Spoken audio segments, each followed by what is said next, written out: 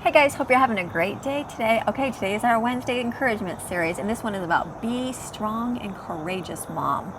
So it says in Joshua 1:9, be strong and courageous, do not be frightened, and do not be dismayed, for the Lord your God is with you wherever you go. We as mothers need to be strong and courageous to get through the tasks and jobs brought before us in this life. God wants us to step out on our own and have courage to do it. He wants to bring about change in our lives. We are going to need a willing heart to do that, and it needs to be strong. So I've been reading the Old Testament because I've been working on our Bible for our school and that, and I've been reading about the Israelites. So in the book of Numbers, these people were afraid of what lies ahead of them. Even though God had spoken to them and told them what he was leading them to do, among their own anxiety and trials, they wanted to turn back to Egypt.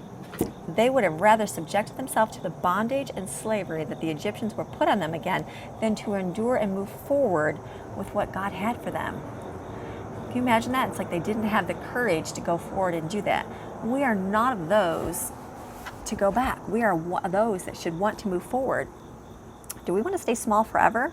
Well, if you're speaking of a physical skinny, then yeah, maybe we might want that. But we're not talking about this physical skinny. We are talking about a spiritual size. We grow by having God stretch us from the inside out. Just as our physical bodies also have to stretch to grow taller or wider, our spiritual bodies must do the same. When life feels uncomfortable and feels a little hesitant of what God wants to do in our lives, we sometimes go back to those bondages, just as the children of Israel did, because it was easier.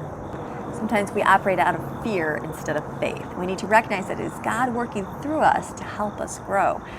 When you feel like your tasks are so mundane and life seems so boring, and let's face it, doing the same thing over and over can do that.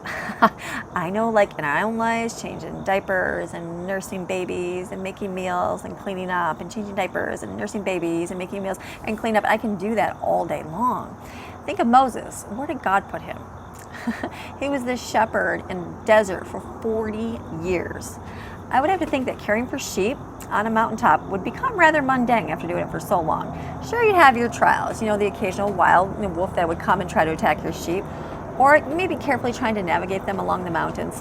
Just as moms, we do the same thing. We have the mundane tasks, the cleaning, the cooking, the taking care of kids, the diapers, that kind of thing. But things do come up and happen in our lives where it stretches us and makes us think a little bit outside the box.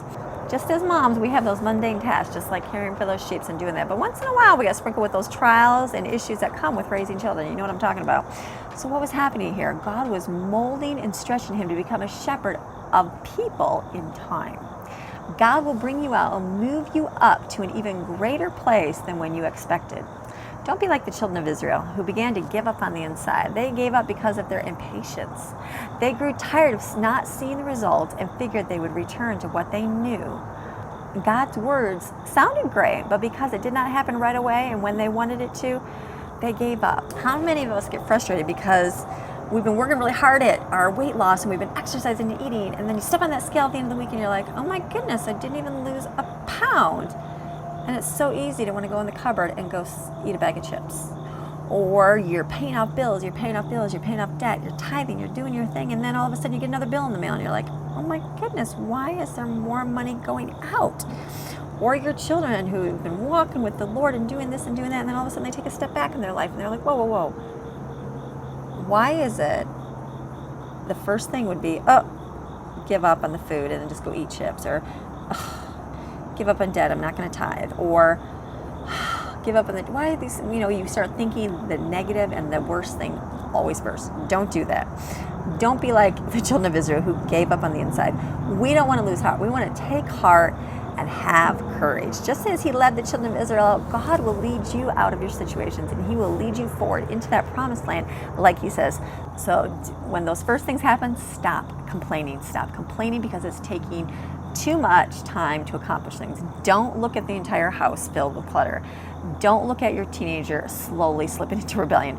Don't look at your hips and think that they will never get smaller, because they can. Don't look at your husband and wonder if that spark will ever return. So look at one of those things that you can begin changing today. Start small. Things in life will take time. They do. But things take time to do. Weight loss takes time to do. You can look at my, you can go to my blog at plainnotsopplain.com and you can see where I lost 80 pounds 2 times after having babies, because when I had babies, I gained a whole lot of weight no matter what I did. So I had to work at losing that weight, but I did it. You can, simplifying your home takes time. It takes time to clean out and weed out your home. It takes time to do those things. It takes time in your marriage. You have to start doing something. If you look at your marriage and you want that spark to rekindle, then set a goal and make once a month, go on a date. Once a month, send them, write them a love note. There's all these things that you can do to start working on, but the key is to start working on something. Work diligently in all that God has for you and be patient. Take courage and be encouraged. Adjust your time to His clock. Ask the Lord to show you things that He needs improvement upon in your life. Have the courage that is necessary to bring about change. Courage comes when your awareness of God's presence comes up.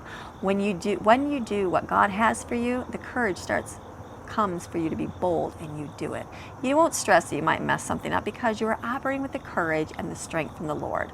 In Psalm 27:13 it says, I believe that I shall look upon the goodness of the Lord in the land of the living.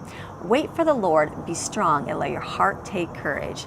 The world needs us to be brave, ladies. We need to be brave for our children, for our husbands, and for whomever the Lord brings in our life. If God wants you to improve something in your life, do it. Be courageous, start with something, and be patient. He will do the rest. If you are seeking God in an area of your life, be encouraged that He will do it, but you just have to keep working at it and doing as He says. Whatever the Lord tells you to do, you do it, and you keep diligently at that task, and guess what? You will start seeing your marriage blossom, and will go, wow, my husband loves me. There is a spark here. We have a heavenly marriage. You will see that weight loss in your body start to go away if you continually work at it. You will see yourself grow closer to the Lord when you work on the relationship. You will see relationship with your kids grow more knit together instead of further apart because of rebellion. You will see all those things change, but it starts with you wanting that. So be strong, mamas, be encouraged, and be brave. Okay, we will see you guys again tomorrow. Bye-bye.